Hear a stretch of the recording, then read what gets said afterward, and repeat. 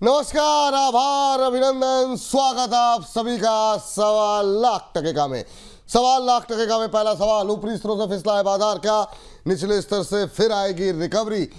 दूसरा महत्वपूर्ण सवाल, क्या इस रिकवरी में 24,200 करेगा पार निफ्टी आज इंट्राडे के अंदर? तीसरा महत्वपूर्ण सवाल, पावर शेयरों में क्या अभी भी बने रहे खरीदार या चुनिंदा शेयरों में करें मुनाफा वसूली? अगला महत्वपूर्ण सवाल, आरबीआई की नई गाइडलाइंस के बाद अब बैंकिंग शेयरों में क्या रहनी चाहिए स्ट्रेटजी? इसके अलावा रेलवे स्टॉक्स की में क्या अब करनी चाहिए खरीदारी, क्योंकि ज़्यादातर शेयर जो नहीं चल रहे थे अब उनमें आ रही है खरीदारी, तो क्या रेलवे स्टॉक्स में अब बन सकते हैं खरीदार? इन तमाम प्रश्नों के अलावा जो आपके भर भर के सवाल आ रहे हैं, उन प्रश्नों के उत्तर भी आज के कार्यक्रम में तलाशने का होगा प्रयास।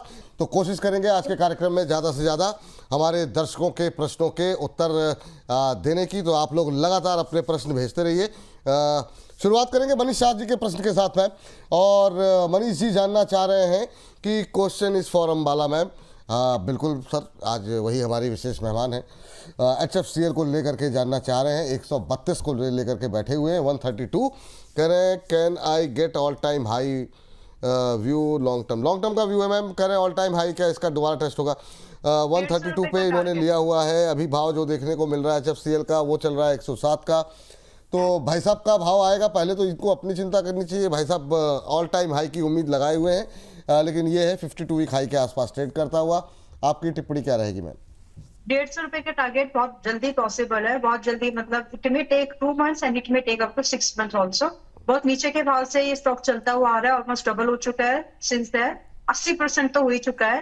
तो अभी यहाँ पर थोड़ा सा रुक के चलेगा, लेकिन तो आप बने रहिए। अगर आपके पास गुंजाइश हो, आई एम सरप्राइज कि आपने इसको बिल्कुल भी मैंने तो मतलब हम लोग ने डिस्कस किया ही था कि इसको एवरेज कर लेना चाहिए, थोड़ा सा अच्छा भाव मिल रहा है 65 से 70 के रेंज पर, फिर 72 पर भी बोला था। अब 107 चल रहा है, अगर एवरेज कर लेते तो शायद 120 आते आते आपको एग्जिट अच्छा मिल जाता था। एनीवेज, अभी आप 150 के टारगेट के एक्सपेक्टेशन में इसको होल्ड कर सकते हैं। लॉन्ग टर्म की जब आप बात कर रहे हैं तो ये आपको अप टू 190 के भाव बहुत जल्द नहीं, लॉन्ग टर्म प्रोस्पेक्ट से 1 से 1.5 साल कम से कम दिखा सकता है। होल्ड करके जाइए।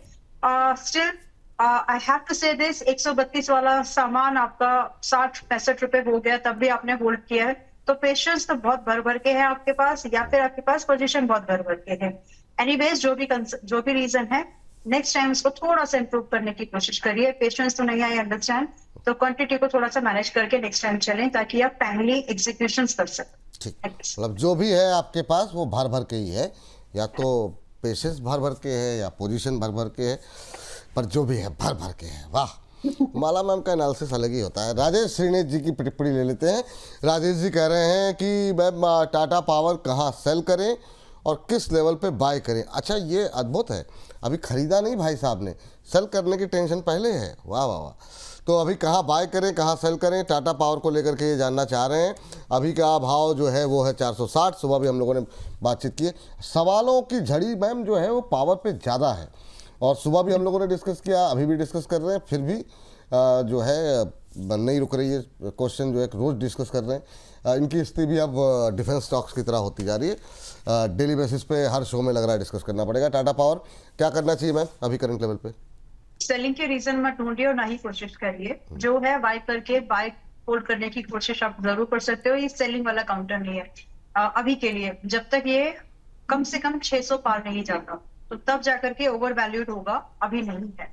तो आपके पहले सवाल का जवाब। दूसरा, जो आपका दूसरा सवाल था कि खरीदना कहाँ पर है, लगभग 460 चल रहा है। पुराने भाव से रिकमेंडेशन है, सबको मालूम है, वो जाने दीजिए। लेकिन अब जब आपने इतना पूरा मूवमेंट, परसेंटेज समझना बहुत जरूरी है, तो आप ऐसे समझ लीजिए बस कि अभी अभी ये लगभग 25% चला है, और हम और बात कर रहे हैं आपसे। तो कहने का मतलब ये है कि ये भाव भी, ये लग जरूर है कि काफी चल गया, लेकिन अभी भी 25-30% के रेंज पर ही है। छोटा सा पुल बैक आप एक्सपेक्ट कर सकते हो अगर आप करंट प्राइस पर एंट्री करें। 430 का स्टॉप लॉस लगाएं। 460 के आसपास अभी चल रहा है, 450 और 60 बाइंग है स्विंग ट्रेडर्स के लिए, और आप बाय करके जा सकते हैं, जिसमें कि टारगेट आपके रेंजिंग फ्रॉम 510 टू 550 होंगे ट्रेडर्स, और बाकी फिर 600 का। तो ये है व्यू। बाकी सेलिंग का व्यू अभी इसमें ढूंढने की कोशिश ना करें तो बेहतर है, क्योंकि काउंटर सेक्टर इंपैक्ट की वजह से बुलिश रहेगा। चलिए, ये बात आपके लिए निकल करके आई है और इस सबके बीच में हमारे एक दर्शक हैं पटेल गुरुजी। पटेल गुरुजी कह रहे हैं मॉस्टिप शेयर के बारे में बता दीजिए सर। बता देते हैं सर, मॉस्टिप को लेकर के इधर काफ़ी टाइम हो भी गया, अब डिटेल में बातचीत हुई नहीं है। मॉस्टिप अभी चल रहा है आपका 210 के आसपास, 1% की यहाँ पर मजबूती देखने को मिल रही है। मैम शानदार रिकवरी रही है शेयर के अंदर भी, लेकिन चल चुका है। अब ये नहीं जान, सवाल आप लोग जो भी पूछें थोड़ा डिटेल में पूछें, शेयर किस भाव पे लिया है या लेना चाह रहे हैं, ये आपकी क्लैरिटी होनी चाहिए। मॉस्टिप के बारे में बता दीजिए, जनरल व्यू तो मिल जाएगा, लेकिन अगर आप पूछ रहे हैं तो थोड़ा डिटेल में पूछा कीजिए ताकि आपको थोड़ा पर्सनलाइज व्यू मिले। मैम क्या करें अभी मॉस्टिप के अंदर, अब ये नहीं पता इनकी पोजीशन है या बनाना चाह रहे हैं, लेकिन एक शानदार रैली के बाद अभी क्या करना चाहिए? 209 210 के आसपास ट्रेड करता हुआ बने रहिए। निचले भाव से लगभग 160 और 65 के आसपास से रिकमेंडेड ऑलरेडी है। नहीं किसी ने बाय किया है तो आपके सवाल को मैं ये कंसिडर कर रही हूँ कि आप खरीदना चाह रहे हैं। 209 पर चल रहा है, खरीद लीजिए, क्योंकि आगे के जो टारगेट्स है अभी 230 से 270 के टारगेट्स अभी भी पेंडिंग है, तो आप उसको एनकैश करने की कोशिश करें। स्टॉप लॉस जो है वो 180 का अभी के लिए रहेगा। जैसे आपका 220 ब्रेकआउट हो जाए, मतलब उसके बाद आप अपने ट्रेडिंग को 192 पर रख के then you can wait for the targets आराम से, तो आपका रिस्क थोड़ा रिड्यूस हो जाएगा इस कंडीशन में जी। चलिए, ये बात यहाँ पर निकल करके आई है और इन सब के बीच में चलते हैं अगले काउंटर के पास, मतलब और पूछते हैं। हमारे एक दर्शक हैं मैम प्रीत कौर जी। प्रीत कौर जी जानना चाह रही हैं कि जेपी पावर और रिलायंस पावर इसके टारगेट क्या हो सकते हैं। सुबह इन दोनों शेयरों पे बातचीत भी नहीं हुई थी, 20 के आसपास अब जेपी पावर आ चुका है और अभी ऑलमोस्ट फ्लैट ट्रेड करता हुआ, लेकिन यहाँ पर भी 30-40% की रिकवरी, अच्छी रिकवरी देखने को मिली है जेपी पावर पे। आपकी टिप्पणी क्या रहेगी और क्या करंट लेवल पे इन छोटे शेयरों पे कोई दांव लगाना चाहिए या नहीं? जेपी पावर में एट करंट प्राइस लो 18 रुपए वाले अभी भी होल्ड कर लीजिए, 15-14 वाले तो बिल्कुल ही होल्ड कर लीजिए। वैसे 20 रुपए का पहला टारगेट था जो कि आ चुका है, तो मुझे ये बताना आपको, पहले आप बताओ कि आपकी बाइंग कितने की है। सवाल अधूरा है, इसीलिए उसका जवाब आपको बहुत स्पेसिफिकली नहीं मिल पाएगा। इन्वेस्टर्स वाले टारगेट मैं बता सकती हूँ, ट्रेडर वाले जब तक बाइंग ना पता हो नहीं बता सकती। तो आपका जेपी पावर का अगला जो टारगेट है पुल बैक के बाद में 22, 25 और 30 रुपए के टारगेट, 28 रुपए का टारगेट था फाइनल। तो ये टारगेट्स इसमें जेपी पावर में आ सकते हैं और इन्वेस्टर्स के लिए। रिलायंस पावर की अगर आप बात करोगे तो अगला जो टारगेट है यहाँ पर 32, 35 और 40 है, फिर उसके बाद 50 की प्रोबेबिलिटी है, गारंटी नहीं है। वैसे तो बाकी की भी नहीं है, प्रोबेबिलिटी होती है, बट आप उसको चेज कर सकते हो। खरीदने की जो कोशिश आपको आर पार में करनी चाहिए वो 27 से 28 रुपए के भाव के आसपास करिए। अभी 29 रुपए 62 पैसे पर चल रहा है जी। स्टॉप लॉस उस समय रहेगा, मिस हो जाएगा, वरना 24 रुपए का रहेगा।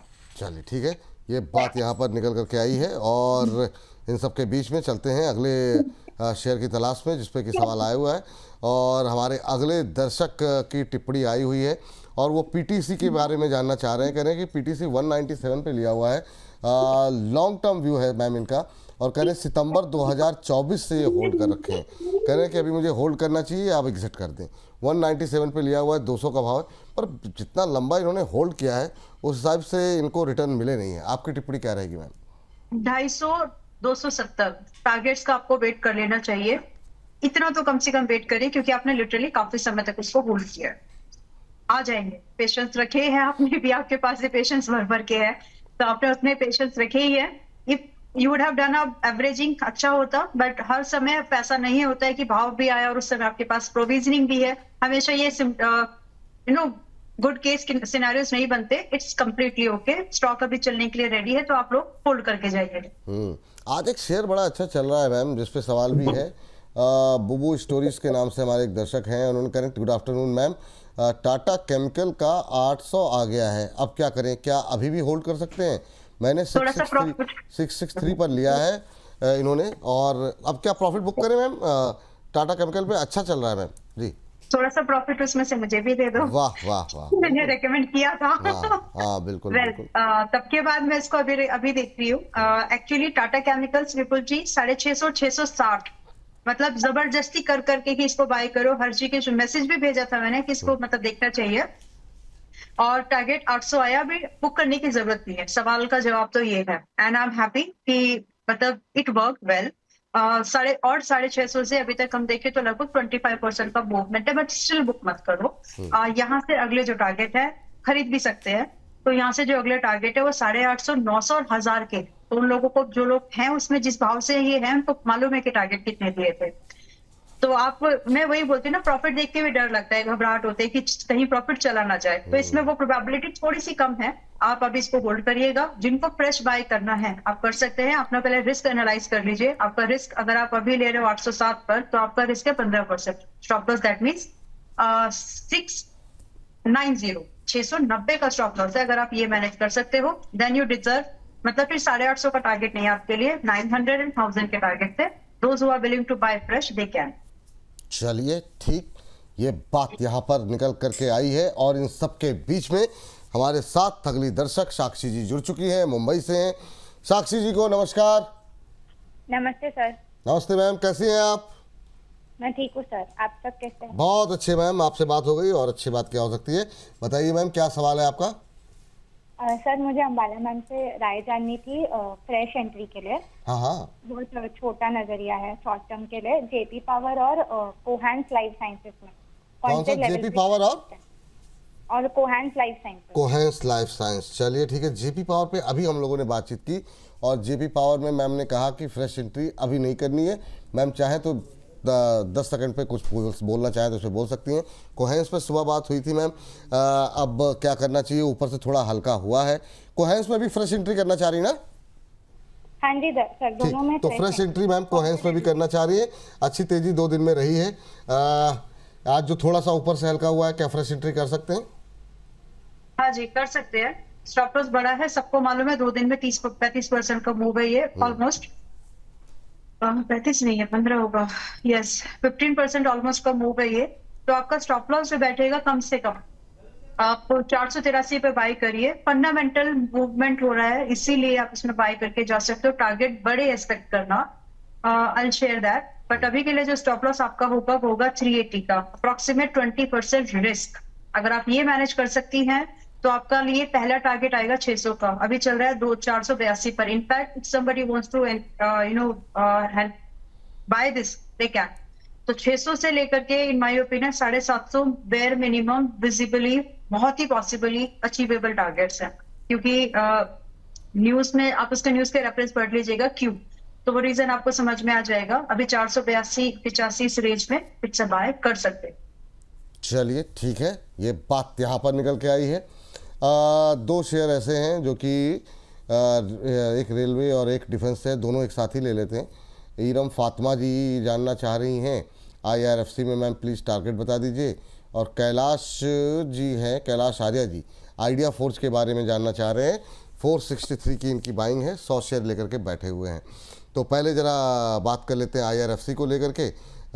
105-106 के आसपास घूम रहा है। मैम टारगेट जानना चाह रहे हैं। अभी इस रिकवरी में जो आई है कुछ दिन पहले, आज तो खैर सुस्ती है, क्या करना चाहिए? जो 20% की रैली आई है, कहाँ तक जा सकती है? टारगेट क्या रखनी चाहिए? और जो लोग खरीदना चाह रहे हैं उनके लिए बता दीजिएगा। देखिए, जिनके पास पहले से ऊंचे दाम पर है, दे कैन ऐड। वो आज 28 अप्रैल 26 में बोल रहे हैं हम लोग ये बात फिर से। अगर गुंजाइश है तो थोड़ा सा एवरेज करने की कोशिश करिए। और जो टारगेट स्टार्ट होंगे 120 से लेकर के 135 एंड 150 के टारगेट्स अभी भी आ सकते हैं। So this is the view. और करंट प्राइस पर एंट्री करने के लिए जस्ट एक रेंज समझिए, 100 से लेकर के 105, दैट मींस करंट रेंज। या फिर आप ये भी कह लीजिए कि कल परसों अगर 100 रुपए भी आता है, 3-4% गिर भी जाता है, तब भी वो बाइंग रेंज ही होने वाली है। सो आप इसमें बाइंग का व्यू, एक्यूमुलेशन का व्यू एक्चुअली आप करके जा सकते हो। तो करंट रेंज 100 से लेकर के 105 बायबल रेंज ही है, बाय किया जा सकता है। और स्टॉप लॉस जो भी है वो 93 का होगा। ठीक। और दूसरा मैम आइडिया फोर्स था। आइडिया फोर्स मेरे पास अभी भी है, मैंने बेचा नहीं। Paras and idea force still with. अच्छा, आप तो कह रही थी मैं बेचने वाली हूँ, फिर आपने बेचा नहीं? वाह। पारस की बात की थी और मैंने पारस बेच के दोबारा खरीदा है। ओहो, ये बात है। मतलब मैं ले लेती हूँ डिसीजन। नुकसान, अभी मैं नुकसान बुक करना सीख रही हूँ, ऐसे भी बोल सकते हैं। जहां लग रहा है कि नहीं, जहां लग रहा है कि खरीद के, क्योंकि डिसीजंस मेरे हैं, मैं अपने डिसीजन को किसी और के लिए ब्लेम नहीं कर सकती। Okay, I will manage that. तो इसीलिए अभी आइडिया फोर्स और पारस रखे हैं। दोबारा ले लिया था। और अभी ये जो भी मूवमेंट हो रहा है पिछले 2 हफ्ते से आया, मैं अभी बेच नहीं रही हूँ एक्चुअली, कहने का मतलब मैंने बेचे हैं डिफेंस के ETF। एक टाइम था जिसमें 30%, अभी पिछले 2 हफ्ते तक कह सकते हैं डिफेंस में ओवरऑल मेरा जो पैसा था लगा हुआ पोर्टफोलियो का अप्रोक्सीमेटली 28% और 30% तक लगा था पोर्टफोलियो का वेटेज। तो कुछ स्टॉक्स रख लिए हैं जिसमें आइडिया फोर्जर पारस है, और ETFs में से प्रॉफिट बुक कर लिया था। जी चलिए अब जो है अगली टिप्पणी लेते हैं अपने अगले दर्शक की। आप ये और बात पे क्यों मुस्कुराए? हाँ? आप ये बात पे क्यों मुस्कुराए? नहीं वो मैम वो असल में हमारे बहुत सारी टिप्पणियाँ जो PCR से भी आती रहती हैं। नमन डबराल जी की टिप्पणी आई है मैम, और कह रहे हैं कि शक्ति पंप को लेकर के वो जानना चाह रहे हैं। अच्छा मैम, जैसे अब गर्मी को लेकर, हाँ शक्ति पंप है मेरे पास, मैं बता देती हूँ। और कुछ 2 पोर्टफोलियोज, एक ट्रेड वाला है एक इन्वेस्टमेंट वाला है, दोनों को मिला करके लगभग 35 स्टॉक्स है। तो कुछ स्टॉक्स में मैं बिल्कुल हाथ नहीं लगाती, कुछ स्टॉक में चर्निंग होती रहती है। तो चर्निंग वाले स्टॉक्स में नाम बदलते हैं समटाइम्स। ठीक है मैम, अच्छा है नाम बदल रहे हैं, चलिए ठीक है। इस बीच जितेंद्र कुमार जी कह रहे हैं अंबाला जी को धन्यवाद टाटा केमिकल के लिए, चलिए ठीक है। निमित रावत जी कह रहे हैं please answer my super chat, कर देंगे सर, अभी देखते हैं उस पर बातचीत कर लेंगे। मंजू चौधरी जी कह रहे हैं ओरिएंट ग्रीन पावर अभी भी बाय कर सकते हैं क्या? सुबह भी बात हुई थी इसको लेकर के, लेकिन ठीक है एक व्यू जो है ले लेते हैं। लेकिन मैम उसके साथ साथ टिया जी का सवाल ले लेते हैं। और टिया जी कह रहे हैं good afternoon everyone, I have 6% profit in Axis Bank, should I book profit and what you suggest to buy instead, my name is Tia, your big fan. तो थैंक यू टिया जी जो है कार्यक्रम को पसंद करने के लिए। तो टिया जी को एक्सिस बैंक पे 6% का प्रॉफिट हो रहा है, आज 2.5% नीचे है। नतीजों के बाद प्रेशर बढ़ा है, तो क्या एक बार के लिए टिया जी यहाँ से एग्जिट कर लें या बने रहें या और ख़रीदें? और अगर यहाँ से एग्जिट करती हैं तो क्या ख़रीदें, ये भी जानना वो चाह रही हैं। तो टिया जी के लिए क्या सलाह रहेगी? ये लार्ज कैप बैंक्स है, इतना जल्दी जल्दी आप डिसीजन लेंगे तो हर रंग की कैंडल, मतलब हर बनती हुई कैंडल पर आप डिसीजन नहीं लीजिए, एक आउटलुक बनाइए और उस आउटलुक के हिसाब से एक डिसीजन लें। तो फिलहाल के लिए इसमें एक सपोर्ट रेंज है जो 200 दिन का मूविंग एवरेज है, एक्सिस बैंक की बात कर रही हूँ मैं आपसे, जो कि अभी चल रहा है 1293 पर। एक स्टॉप लॉस मेंटेन कर लीजिए, टूटे तो ही आप अपनी पोजीशन को छोड़ें, अगर नहीं तो जितना है उतना ही रखिएगा। तो अभी इसमें स्टॉप लॉस आ रहा है आपका 1210, 1210 रुपए का। जो भी पहले स्टॉप लॉस रहा है आप उस सबको उसको रिवाइज करके 1210 पे लाइए और उसी के साथ आप इसको होल्ड करके बैठें। और क्योंकि फर्दर जब भी ये स्टॉक वापस है, क्योंकि जब ये 1450 या 1600 आएगा दैट मींस बैंक निफ्टी में नए हाइज बन रहे होंगे, या फिर inching towards, it will be inching towards the first target, या फिर ये सिचुएशन बन रही होगी। तो इसलिए फिलहाल के लिए स्टॉप लॉस मेंटेन करना जरूरी है। और टारगेट की expectation with the in line with target expectation 1450 and 1600 अभी होल्ड करके चलने की सलाह। अभी होल्ड करके चलिए, ये सलाह आपके लिए है। और इन सब के बीच में मैम एक जो और सवाल था मेरा ओरिएंट ग्रीन वाला, वो रह गया मैम। ओरिएंट ग्रीन 13 रुपए के अभी मुझे देखा नहीं मैंने, उसके बाद चला है क्या? और एक है मतलब ऐसी कोई समस्या नहीं, 13 रुपए ठीक है, थोड़ा चल गया है। अभी पुल जी सुबह 13 रुपए पे था, तब भी हिम्मत करके बोल दिया था। अभी मेरे ख्याल से इसका सर्किट लॉक हो जाएगा। अभी 13 रुपए 45 पैसे का इसका सर्किट है, तो अगर अपर सर्किट है अभी, तो अगर आप उससे कंफर्टेबल हैं तो आप बाय कर लो अभी भी। लेकिन आप लोगों को स्टॉप लॉस बता दिए थे, उसके हिसाब से long term investment, mid term investment at least plan करिए। 13 रुपए की बाइंग थी सुबह और अभी 13 रुपए 37 पैसे, परसेंटेज 5 से डिफरेंस आ गया। नाउ जो फर्दर टारगेट्स आपके लिए होंगे 15, 18 और 20, ये हैं ट्रेडर्स के लिए। इन्वेस्टर्स के टारगेट होंगे 20 एंड 30। स्टॉप लॉस जो है वो 10.5 रुपए का अभी के लिए है। चलिए ठीक है मैम, इसी पर जो है हमारे साथ गणेश जोशी जी भी जुड़ चुके हैं, तो जरा गणेश जी से बातचीत कर लेते हैं। गणेश जी को नमस्कार। नमस्ते सर, नमस्ते। कैसे हैं गणेश जी?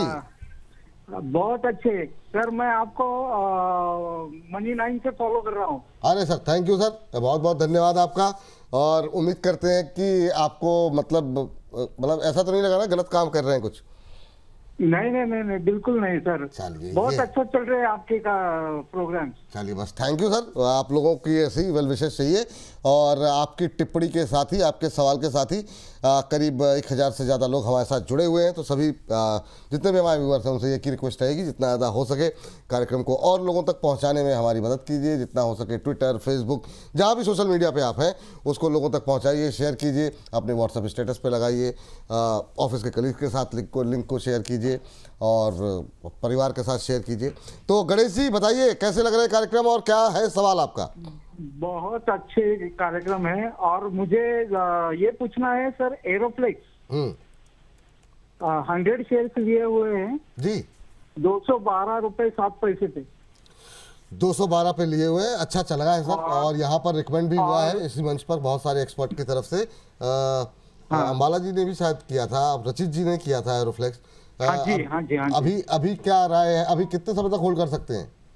नहीं, उसका कोई ये नहीं, कितने साल भी 10 साल 15 साल कितने अच्छा साल अच्छा भी। अच्छा काफी लंबा, मतलब लेकिन कोशिश करते रहिए, जहाँ अच्छे अच्छे बीच बीच में प्रॉफिट बनते रहे, निकलते रहिए। हाँ। एक दो तरह तो का वही पोर्टफोलियो पूछना रखिए, था। एक लॉन्ग टर्म के लिए, जैसा अभी मैम बता रही थी। मैम को सुनिए, जैसे उन्होंने अपना पोर्टफोलियो बनाया, एक होना चाहिए कि एक में तो आपको हाथ नहीं लगाना है, एक में थोड़ी थोड़ी बीच बीच में चर्निंग करते रहिए, ताकि अब कई सारे शेयर ऐसे होते हैं कि एक महीने में ही साल भर का रिटर्न मिल गया तो फिर ठीक है, फिर वो समय लेते हैं 6-8 महीने का दोबारा उस तरह की रैली आने में। तो अम्बाला मैम क्या करना चाहिए? एरोफ्लेक्स को लेकर के 212 पे लिया है सर ने, गणेश जी ने, और अब हो गया 293। होल्ड कर सकते हैं 5-10 साल, होल्ड करें? आराम से कर, कोई दिक्कत नहीं है। मैं 5-6 साल में आपको CAGR बेस पर अगर बात करूं, वैसे अभी ये है सेक्टर से मल्टीपल एक्सपेंसिव, लाइक अभी भी अपने इंडस्ट्री से लगभग 3.5 गुना महंगा है, लेकिन कंपनी में प्रॉफिट है। और जिस स्पेस पर इसका थोड़ा सा बिजनेस एक्सपेंशन की थोड़ी बहुत जो चीजें चल रही हैं, क्योंकि प्रोडक्ट ठीक ठाक ही है, सबको लग सकता है, मतलब जिन ऐसा नहीं कि स्पेसिफिकली OEM बेस्ड कुछ प्रोडक्ट कर ले रही है। तो फिलहाल के लिए आपका जो CAGR की अगर मैं बात करूं आपको 5 साल की 35% का मेंटेन हो सकता है, जो कि बहुत ही बढ़िया है। तो आराम से आप होल्ड करिए। कभी कभी कुछ अच्छे काउंटर्स रहते हैं, just to name some, BSE, CDSL, है ना, HAL, जो आप रख के अगर छोड़ देंगे तो ये आपको उतना उदास नहीं करेंगे। तो आप ये भी उसी कैटेगरी में से एक है। तो जब आज हम बात कर रहे हैं या सेक्टर से लगभग 3.5 गुना महंगा है, तो थोड़ा बहुत प्रॉफिट बुकिंग शॉर्ट टर्म आप एक्सपेक्ट करिए। और अगर गुंजाइश कभी भी आपको लगे है आपके पास में, आप थोड़ा बहुत टिप में, जब भी आपको लगे कि आज 20% तक टूटा एक हफ्ते के दायरे पर, उस समय आप लोग इसमें चाहे तो अपनी एवरेजिंग कर सकते हैं। Down the line 5 year a good counter, please hold करिए। ठीक है, होल्ड कीजिए। मैं आपने कहा उतना उदास नहीं करेंगे, तो कितना उदास करेंगे?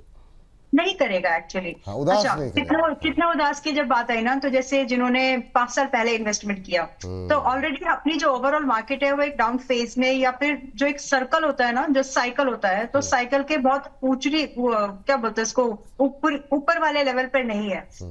Just taking 2 examples of some 2 sectors, IT देखेंगे, कंजप्शन देखेंगे, तो कहीं ना कहीं अपने साइकिल के लोअर लेवल पर ये है, तो धीरे धीरे उठना शुरू हो रहे हैं। ये कुछ ऐसे काउंटर हैं जो कि जैसे ऑटो और ऑटो एंसिलरीज में आते हैं, काइंड ऑफ, नॉट एब्सोल्यूट लेकिन बहुत हद तक। तो इंडस्ट्रियल प्रोडक्ट्स में है ये। तो इंडस्ट्रियल डिमांड अगर हमारी धीरे धीरे रिज्यूम होनी शुरू हो जाएगी, तो इसकी प्रोडक्ट की डिमांड बढ़ने वाली है। ये है इसका कॉन्टेक्स्ट, जो 5 साल में आपको उदास नहीं करेगा। चलिए ठीक है, उदास नहीं करेगा ये शेयर। चलिए चलिए अब जरा बहुत सारे लोगों की टिप्पणी एक साथ 2-3 शेयर लेते हैं। अनीता पवन चहर जी कह रही हैं राइट्स में फ्रेश एंट्री कर सकते हैं क्या? अनिंदिया जी कह रही हैं RVNL को इन्होंने 321 पे बाय किया हुआ है। इसके अलावा हमारे पास एक और था, कोई इरकॉन को लेकर के एक सवाल था। मैम 3-4 शेयर एक साथ लेते हैं रेलवे के, अभी क्या करना चाहिए? कोई खास वजह मैम मुस्कुरा रही हैं आप? अच्छा, पहले से आपने निकाल के रखा हुआ है? नहीं, मैं इसलिए बस करेंगे 3-4 एक साथ दे रहे हैं ना, तो फिर एक के बाद नहीं, वो मुझे लगा कि अलग अलग मतलब चूंकि 2-4 एक साथ रेलवे शेयर दिख गए, तो मुझे लगा अलग अलग करके डिस्कस करने में टाइम वेस्ट होगा, तो समय की थोड़ी बचत हो जाए। तो सबसे शुरुआत मैम करेंगे RVNL के साथ, सेकंड काउंटर रहेगा इरकॉन, उसके बाद से अनिंदिया जी का RVNL, ये 3 हो जाए तो एक मेरे तरफ से जुपिटर वैगन, क्योंकि काफ़ी लोगों की क्वेरीज थी, इधर हम लोग डिस्कस कर नहीं पाए। तो शुरू करते हैं RVNL की बाइंग, जो है वो 321 की है। RVNL तो गया था, यस। इनकी बाइंग कितनी की? 300 समथिंग। 321 पे है मैम। तो इनकी बाइंग तो इनको बताइएगा ही बताइएगा, लेकिन जो लोग की बाइंग थोड़ी नीचे हो या जो लोग अभी खरीदना चाह रहे हो उनके लिए भी राय साथ में देते रहिए ताकि अलग से सवाल ना पूछना पड़े जी। नोटेड। तो RVNL 307 पर है, फ्रेश लॉन्ग बिल्कुल कर सकते हैं, बट ट्रेड के मायने से नहीं। ट्रेडिंग में आपको कभी भी छोटा मोटा डिप 5% का दिख सकता है, अगर हैंडल नहीं कर सकते तो छोड़ दीजिए। This is a investment counter. 307 पे जब आप खरीद रहे हो, your target gonna start ranging from 340 से लेकर के अप टू 400, बीच में कोई गैप नहीं है, तो आप उसको चेज भी मत करिए। तो 340 से 400 के टारगेट के लिए आप इसको चेज कर सकते हैं। स्टॉप लॉस जो आपको मेंटेन करना है वो 260 का होगा, और अगर आप जिनके पास में 227 ऑड प्राइस से है, आप चाहे तो ऐड करके जा सकते हैं। आज नहीं करना है, इट्स ओके। कल की मार्केट में भी प्राइस आपको 295 से 310 के अंदर ही मिलने वाला है, तो गड़बड़ी करने की भी जरूरत नहीं है। ठीक। दूसरा स्टॉक आप राइट्स ले लेते हैं मैम, 221 के आसपास फ्रेश एंट्री को लेकर के सवाल था। ओके, तो राइट्स में यस फ्रेश एंट्री ले सकते हैं, 221 पर चल रहा है। What to maintain stop loss at 200, and जो टारगेट होंगे 250, 285 एंड 320, ये टारगेट्स के लिए ये राइट्स में अभी भी एंट्री बनती है। ठीक। नेक्स्ट है नेक्स्ट मैम इरकॉन ले लेते हैं। इरकॉन पे अभी आधे % की गिरावट 150 के आसपास है, क्या नई खरीदारी की कोई गुंजाइश है यहाँ पे?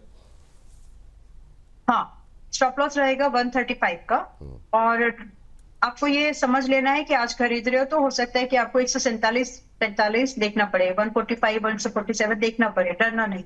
वो 135 का स्टॉप लॉस है, उसको मेंटेन करके चलो। बीच में जो थोड़ा बहुत प्राइस बोल रहा है कि थोड़ा सा आ सकता है नीचे, तो इट्स नॉट एब्सोल्यूट कि आएगा ही, तो वहां पे डरना नहीं है। अगर आज एंट्री नहीं ली तो शायद मिस हो जाए, क्योंकि अगला जो टारगेट इसके लिए बन रहा है वो 170, 180 एंड अप्रोक्सीमेट 205 के बनते हैं, आने लायक है, अचीवेबल टारगेट्स है। होल्ड करके जाइए जब आप बाय कर रहे हैं।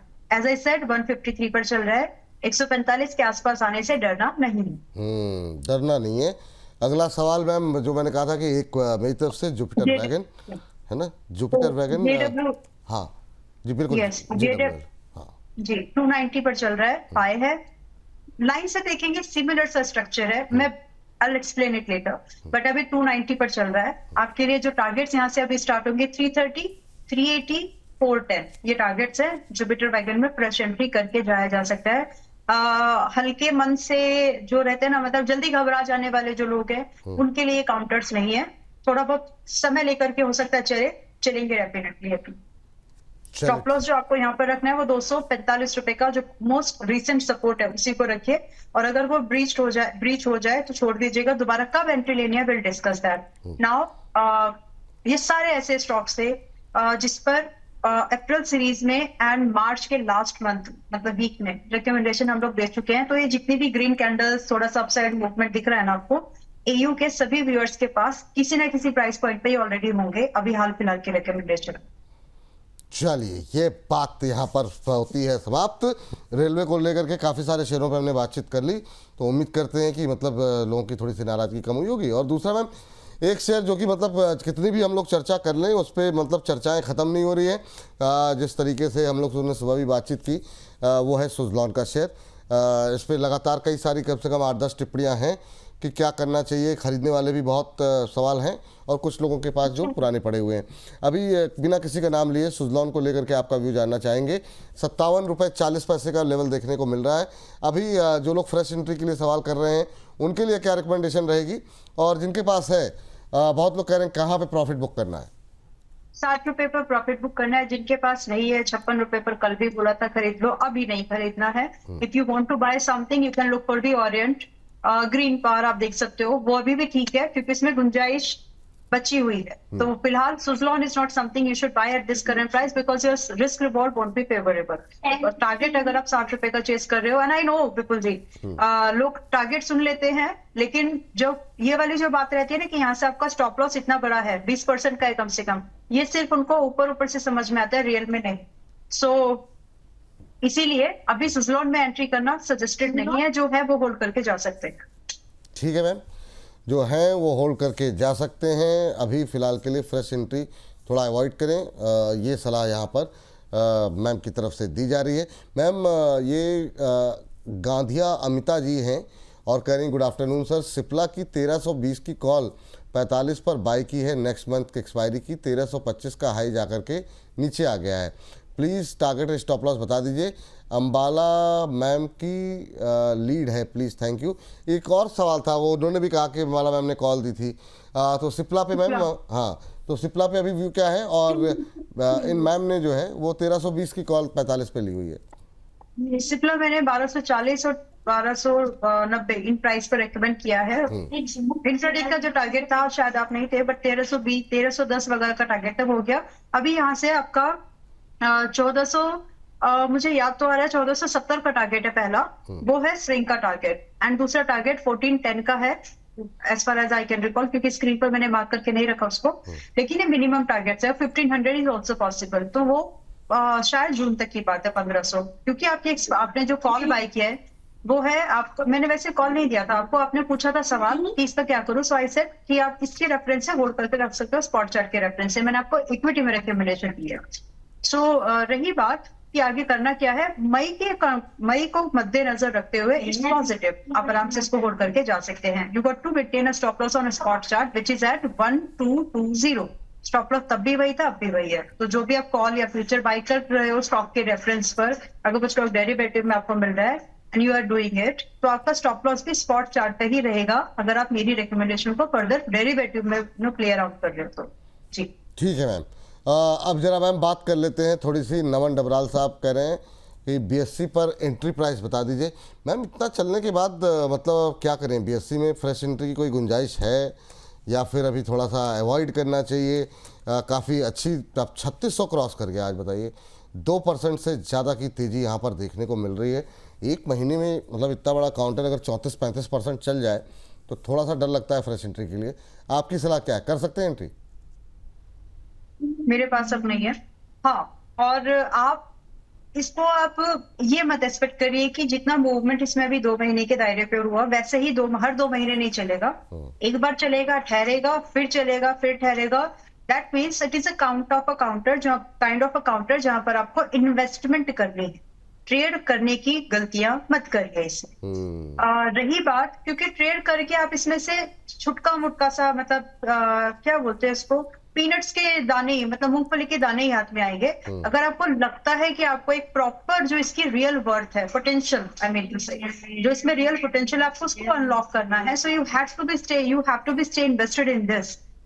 Having said this, short term traders के लिए जो टारगेट दिए हैं, आई रिमेंबर वो 4000 का है, 3500 का था और 4000 का है, 3.5 पार हो चुका है, अभी 4.5, अभी 4000 की बात हो रही है। और जो एक बड़ा सा टारगेट दिया था वो 6000 का था, स्टिल इंटैक्टेड। तो आप इसको बाय करके होल्ड करना चाहिए पहली बार, और बाय करके होल्ड कर सकते हो तो आज भी बुरा नहीं है। नाउ हाउ टू प्लान, जब आप इसको 3600, मैंने पूरा रेफरेंस दे दिया है, मतलब 2650 पर भी रखे, वो पुरानी बात है विपुल जी। तो इतना चलने के बाद जब आप ये डिसीजन ले रहे हैं तो आपकी प्लानिंग इस तरह से करिएगा कि कभी अगर किसी दिन किसी भी रीजन से स्टॉक, चाहे वो एनएससी की लिस्टिंग के बाद या एनीवेज, अगर इसमें कभी आपको 15 या 20% का डिप दिखे, थोड़ा सा ऐड करने की कोशिश करिएगा, क्योंकि स्टॉक फंडामेंटली बहुत ठीक है और डिप्स एब्जॉर्ब हो जाएंगे, यानी बाय कर लिए जाएंगे। अगर आप नहीं करोगे तो कोई और कर लेगा। ठीक। आरती शुक्ला जी ने मैम एक सवाल भेजा है, और ये रोमानिया से इन्होंने सवाल भेजा है, और रोमानिया से वो कार्यक्रम देख रही हैं। कह रही हैं can you please guide me can we buy AU Bank now and its targets and shorts. चलिए ठीक है, लक्ष्य जानना चाह रही हैं, फ्रेश एंट्री के बारे में जानना चाह रही हैं। और आरती शुक्ला जी के लिए रोमानिया से जो इनका प्रश्न है, क्या आप कहेंगी? एयू स्मॉल फाइनेंस बैंक के मैम रिजल्ट्स अच्छे रहे, कई सारे ब्रोकरेज हाउसेस के रिकमेंडेशन सब आने लगी हैं और अच्छा चल रहा है शेयर। अभी क्या करना चाहिए? आज 1.5% नीचे ज़रूर है, लेकिन क्या 1028 के आसपास कैसा लग रहा है आपको? एक महीने में 22% चल चुका है ये रिजल्ट्स। 65% प्रॉफिट बढ़ा, एनआईआई में 23% की ग्रोथ देखने को मिली है। ग्रॉस एनपीए जो है अगर हम देखें इम्प्रूवमेंट है वहाँ पर। नेट एनपीए भी पहले से Q-on-Q बेसिस पे देखें वो घटता हुआ दिखाई दिया है। आपकी टिप्पणी क्या रहेगी? इसमें डिस्काउंट आने का वेट करें, लगभग 970-80 इस रेंज में दोबारा री एंट्रीज बनाई जा सकती है। We got to keep one thing in mind कि जहां पर आपकी मार्केट लाइफ टाइम से 5-6% ब्रॉडर मार्केट और निफ्टी बैंक निफ्टी लगभग 7% दूर है। ये स्टॉक मोस्ट रिसेंट अपने हाई बना करके अभी मतलब 3 दिन 4 दिन पहले ही बात है कि इसने अपने नया हाई बनाया है, तो इसकी चाल अलग है, या फिर आप ये बोल लीजिए कि मजबूत है। तो आपको इसमें डिप आए तो उसको खरीदने की कोशिश करें, not at the current price. 1027 है, अवॉइड दिस वन।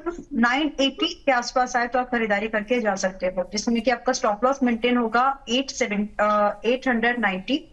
ये स्टॉप लॉस मेंटेन करके आप कम से कम यहाँ से 1200 और समथिंग लाइक 1300 रुपए के टारगेट आप एक्सपेक्ट कर सकते हैं।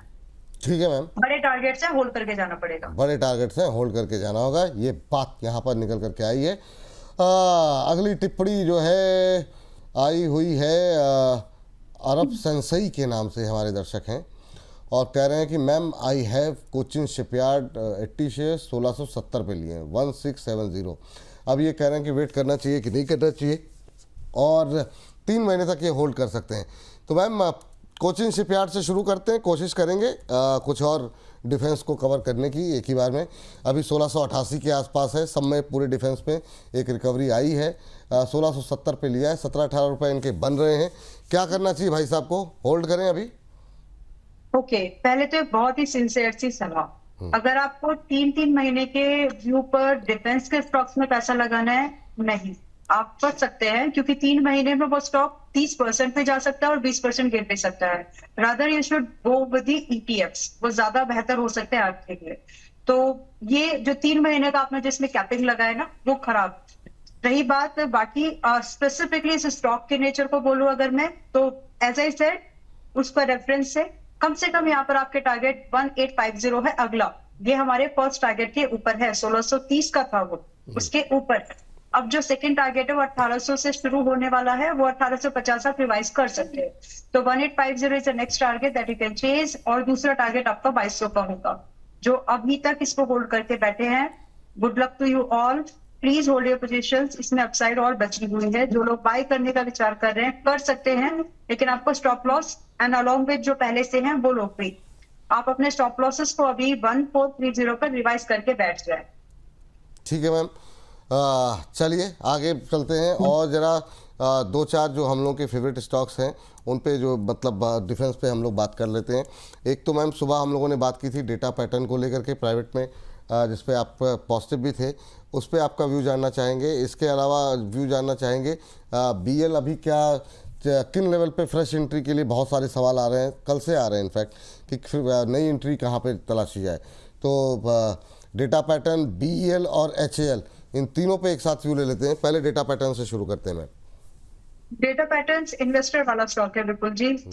ट्रेड अपॉर्चुनिटी जा चुकी है, क्योंकि ट्रेड अपॉर्चुनिटी तब तक ही वैलिड है जब तक कि आपका ट्रेडिंग में रिस्क कंट्रोल, वो इसमें वो वाली बात अभी इसमें से निकल चुकी है। Now it is more like an investor entry. फिर भी अगर आप, क्योंकि समय लगेगा और जो रिस्क है वो भी आपको वेल प्लान तरीके से 3500 रुपए का कम से कम आपका, अगर आप 450 पे खरीद रहे हो, 40,050 पर खरीद रहे हो, तो भी आपका स्टॉप लॉस मुझे नहीं लगता कि 3500 से नीचे आप कहीं पर से कम में आपकी बात बढ़ेगी। और ये छोटा स्टॉप लॉस मैं बोल रही हूँ, इसके हिट होने की प्रोबेबिलिटी भी ज्यादा है। So I am not comfortable with this trading recommendation. आप इसको बाय करके होल्ड करके इन्वेस्टर की तरह पैसा बनाओ। 5000-6000 के टारगेट है, आ जाएंगे। आपको सिर्फ होल्ड करना है, आपको इसके प्रोडक्ट्स नहीं बनाने, जस्ट उतना तो आप कर ही सकते हैं। तो 5000-6000 के टारगेट है, as an investor you can chase for that. Stop loss जो है इन्वेस्टर्स के लिए वो 3200 का होगा, उतना तो आपको मेंटेन करके चलना चाहिए। स्टिल अगर आपको मन नहीं मान रहा है कि आपको ट्रेड करना ही है, तो 3500 का ट्रेडिंग लगा के मतलब स्टॉप लॉस लगा के आप 4050 पे बाय कर सकते हैं। आपके लिए जो टारगेट है वो 4500 का रहेगा। ठीक है, ये बात हो गई इसको लेकर के। BL में क्या फ्रेश एंट्री कर सकते हैं अभी भी, या किस लेवल पे 400 के आसपास कंफर्टेबल होंगी, किस लेवल पे आप कंफर्टेबल होंगी? 410 वैसे सी, BL हो गया, JWL हो गया, मोस्टशिप हो गया, ये मतलब लिस्ट थोड़ी सी बड़ी है, लेकिन ये सारे ऐसे काउंटर है जिसमें शॉर्ट टर्म वाली बातें मत ढूंढिए। Try to be an investor. अगर मौका है तो इन्वेस्ट करके बैठे, स्टॉप लॉस को जरूर फॉलो करो, लेकिन इन्वेस्टर की तरह देखिए उसको। रही बात मैं 410 बोलूंगी, आए तो वहां पर ऐड करना, that's the view. Stop loss रहती है 370 पर, करंट प्राइस है 435, इट्स अ बाय। अगर आपको वो करेज नहीं दिखाओगे, रिस्क मैनेजमेंट ठीक से नहीं करोगे, तो अपॉर्चुनिटीज नहीं आएंगे आपके हाथ, ये फॉर श्योर है। तो अभी 435 पर है, maintain stop loss at 370, have a provisioning कि अगर 410 आए तो ऐड कर लोगे, because your target gonna be starting from 500। Revise कर लो, 500 रुपए से 540 तक के टारगेट आराम से दिख सकते हैं। बट जैसा स्टॉक वैसी प्लानिंग करिए, हर स्टॉक में ट्रेड की अपॉर्चुनिटी ढूंढ के आप गलत कर रहे हैं, वो मत करिएगा। ठीक मैम। बीएल के बाद एचएल को लेकर के, एचएल पे आपकी बिल्कुल जो रिकमेंडेशन रही काफ़ी सटीक साबित हुई। अब करंट लेवल पे भी बहुत लोग एंट्री करना चाह रहे हैं, ये लेवल कंफर्टेबल है आपके लिए? बिल्कुल है, और इसमें आपका स्टॉप लॉस डिफाइंड है। यहाँ अगर आप एंट्री बना रहे हैं 4320 पर, आप एंट्री बनाइए, कोई प्रॉब्लम नहीं है, लेकिन आपका स्टॉप लॉस अब की कंडीशन में रहेगा। हिट हो जाए तो छोड़ देना, चांसेस कम है, हिट नहीं होने चाहिए, नहीं होगा। I mean most likely 3750, 3750 is the stop loss, and your target should be starting from 4600 से लेकर के 5200 के टारगेट है, आराम से आ सकते हैं। लेकिन रेंज जहां पर आप आज एंट्री कर रहे हैं, आपको हो सकता है आपको 5 से 6.5% का डिप जो है देखने के लिए मिले, बट वो एब्जॉर्ब हो जाएगा, मार्केट उसको एनकैश करने की कोशिश करेगी when the counter is like HAF. तो इसीलिए पेशेंस के साथ होल्ड करके रखना। ठीक। और इस बीच मतलब बाजार जो झूला झूल रहा है, हर स्विंग के साथ जो है लोगों के जो है डर बढ़ जा रहा है। अभी थोड़ी देर पहले जो लो लगाया 23,961 का लगाया, लेकिन फिर वहाँ से बाउंस बैक 24,000 के ऊपर, लेकिन 92 अंकों की गिरावट अभी भी बनी हुई है। तो प्रेशर लगातार है, देखते हैं कहाँ पर जा कर के जो है सेटल डाउन होती है चीज़ें। चलिए रचित जी को याद कर लेना चाहिए, रचित जी जीत जाएंगे। के मैसेज आ गए, रचित जी के मैसेज आ रहे हैं लगातार, और वो कह रहे हैं कि क्या मिस तो नहीं कर रहे मुझे। मैंने कहा भाई साहब कर रहे हैं, बिल्कुल कर रहे हैं। मन तो नहीं लग रहा होगा आपका, आना चाहे तो आ जाइए। भाई साहब दबाव बना करके रखा हुआ है रचित जी ने अलग। ओ हो, क्या ही कहा जाए। बीएचईएल को लेकर के 2-3 तरह की टिप्पणियां हैं। एक हमारे दर्शक हैं वरुण जी, बिल्कुल जी, उनकी गलती नहीं है, लोग उनको भी परेशान करते हैं। वो बोलते हैं ना कि अगर मेरे अगेंस्ट व्यू चला जाए तो लोग मुझे मैसेज कर करके बताते हो गया, तो इसलिए वो आज उनका समय है, लेट हिम टेक। वो भी फोन कर करके बता रहे हैं। तो वाह। एक मैम गेल को लेकर के आपका गेल नहीं, बीएचईएल को लेकर के एक हमारे दर्शक हैं राकेश शर्मा जी, जो कि इन्होंने 294 पे बाय किया हुआ है। एक तो ये कल वाला जो आप लोग मतलब ये जो तीनों लोगों ने मिलकर खेल किया, हर सवाल के पीछे कुछ ऐसी टिप्पणी रहती है, 2-3 टिप्पणियों जो देख चुका हूँ, क्या ही कहा जाए। इन लोगों ने जो आग लगाई है वो अभी भी ठंडी पड़ी नहीं है। तो मैम क्या करना चाहिए अभी? एक तो बीएचईएल को लेकर तो कई तरह की टिप्पणियाँ हैं। एक दर्शक ने शायद 190 के आसपास था, राकेश शर्मा जी ने 294 पे लिया है। अब ये जो रैली चल रही है, क्या इसमें अभी भी नई खरीदारी की कोई संभावनाएं हैं 349.50 के आसपास? देखिए, भेल में नई खरीदारी डर के करने की जरूरत। When I'm saying this word, I mean purpose. So कहने का मतलब ये है कि अभी 350 पे चल रहा है, extremely overbought, but not weak because fundamentals are still bullish.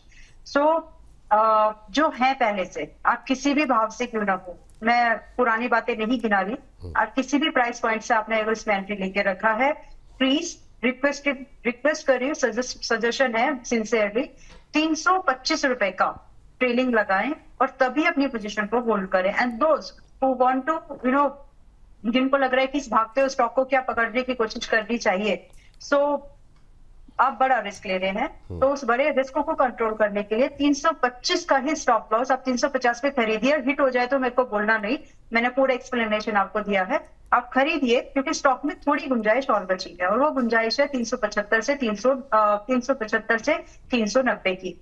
अगर आप इसको एनकैश करना चाहते हो तो कर लीजिए। मैं जनरली इस मूवमेंट पर स्टॉक्स में एंट्री नहीं करती। दूसरा, आपने कौन सा स्टॉक दिया था? मैम बीएचईएल ही दिया था। अब बाकी तो फिर मुझे भी ध्यान नहीं आ रहा, मैं भी थोड़ा दबाव में भूल जाता हूँ, ऐसा नहीं है। बहुत सारी टिप्पणियाँ अभी बाकी रह गई हैं, समझ में नहीं आ रहा है कि किसको लिया जाए किसको छोड़ा जाए। लेकिन चलिए प्रगति जी का सवाल जो है ले लेते हैं। करें, अरे प्लीज़ सर मेरी क्वेरी ले लीजिए, 7-8 दिनों से हर टाइम पूछ रहे हैं, कोई सवाल ही नहीं ले रहा है। तो किर्लोस्कर है 1760 पे, और कह रहे हैं कि ऐड करें या निकलें। तो किर्लोस्कर पे एक नई जगह, किर्लोस्कर पे आप मतलब हमारे 10 बजे के शो में रिकमेंडेड है ये। अब वो टारगेट हुआ कि नहीं हुआ मुझे याद नहीं, पर 1760 पे लिया है। अब ये पूछ रही है निकलें या ऐड करें, आपकी टिप्पणी क्या रहेगी मैम? किर्लोस्कर ब्रदर्स बिल्कुल 1760 होल्ड करिए। वैसे रिकमेंडेशन 1490 की थी आपके मॉर्निंग शोज में, तो अभी आप होल्ड करके जा सकते हैं। 1520 रुपए का आपका रहेगा स्टॉप लॉस, और आपके लिए जो टारगेट है यहाँ से वो 1900 और 2100 रुपए के हैं। राउंड नंबर के आसपास अपने प्रॉफिट आप चाहे तो बुक कर सकते हैं। बाकी let me put it in this way कि ऐसा नहीं है कि सिर्फ इसमें 2100 तक की ही पोटेंशियल है। ये 2500 का कैंडिडेट है, अगर आप होल्ड कर पाए तो ही आपको उतना मिल सकता है। और एक बहुत बड़ी रैली, मतलब इस स्टॉक के लिए जब ये उठ के अब चल रहा है तो मैं कम से कम यहाँ पे ऑलमोस्ट, मैं आपसे जो बात कर रही हूँ वो 15 से लगभग 50% अपसाइड, रिमेनिंग अपसाइड की बात कर रही हूँ। सो इट डिपेंड्स, अगर आप होल्ड कर पाएंगे तो आपको मिल जाएगा। स्टॉक तो चलना है।